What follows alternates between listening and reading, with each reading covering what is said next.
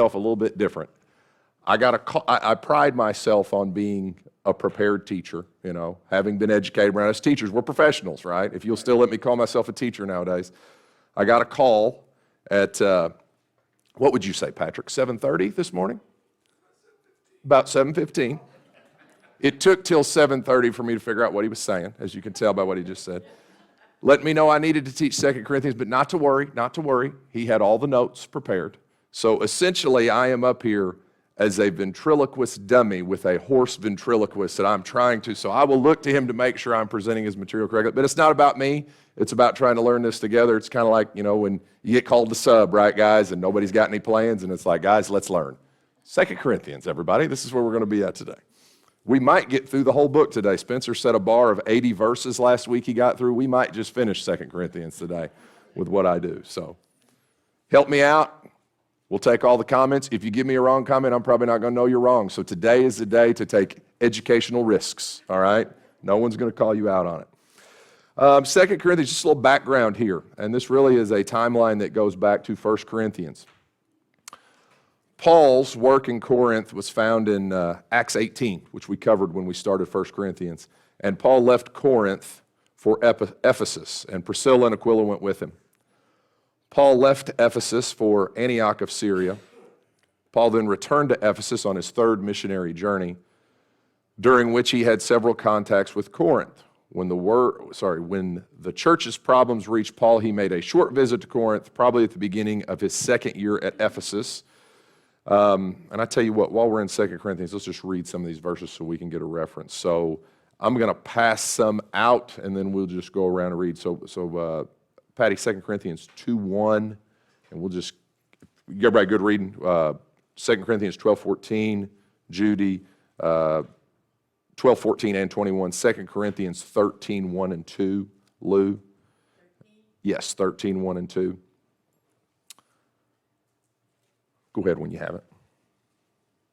But I determined this for my own sake, that I would not come to you in sorrow again.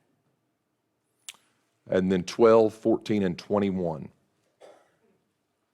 Now for the third time I am ready to come to you, and I will not be, I'm sorry, I don't have my glasses on, but I'd like to continue. We'll allow it. Burdensome to him, to you, for I do not seek yours, but you, for these children ought not to be up for the parents, but the parents for the children. And 21. And verse 21, yes.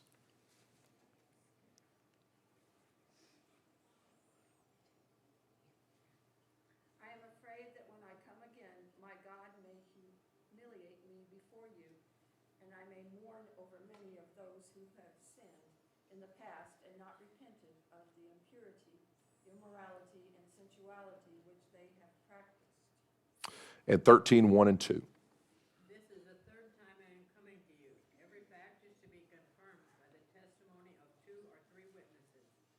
I have previously said when present the second time, and though now absent, I say in advance to those who have sinned in the past, and to all the rest as well, that if I come again, I will not spare anyone. So just some point of references to the visits he's made and his talk about future visits. During this trip, Paul had to confront their problems. He also wrote a letter, which we do not have, but is referenced in 1 Corinthians 5:9. So we have 1 Corinthians, we have 2 Corinthians. Clearly there is a third book, or a third letter, not third book, third letter that was written, but we do not have it. It is not important. It is not something that is necessary for us to have to learn what we need to learn about what is going on in Corinth.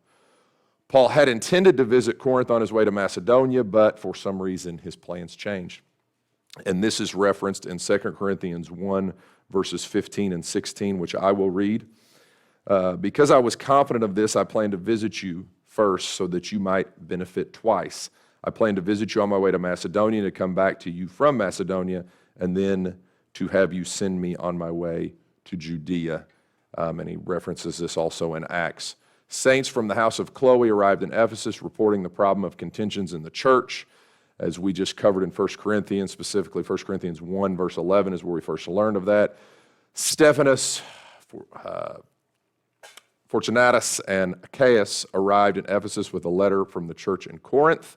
And before Pentecost in AD 56, Paul wrote 1 Corinthians, which he sent by these three. Paul instructs the Corinthians to receive Timothy in 1 Corinthians 4:7. And in 1 Corinthians, Paul addresses these things, as we just did in our last study. Paul addresses divisions, lawsuits, marriage issues, problems relating to liberties, public worship, the Lord's Supper, spiritual gifts, and the resurrection. After writing 1 Corinthians, Paul leaves Ephesus and goes to Troas, which we find in 2 Corinthians 2, verses 12 and 13. Now, when I went to Troas to preach the gospel of Christ and found that the Lord had opened a door for me, I still had no peace of mind because I did not find my brother Titus there. So I said goodbye to them and went on to Macedonia. Timothy joins Paul, but apparently has no news from Corinth. Paul's concern for Corinth causes him to depart Troas early and go to Macedonia. Titus soon joined him there, and Paul learned from Titus that the Corinthians had received his teachings and acted on them. Why did Paul write 2 Corinthians? An element had arisen in the church that was undermining Paul's authority as an apostle and his influence.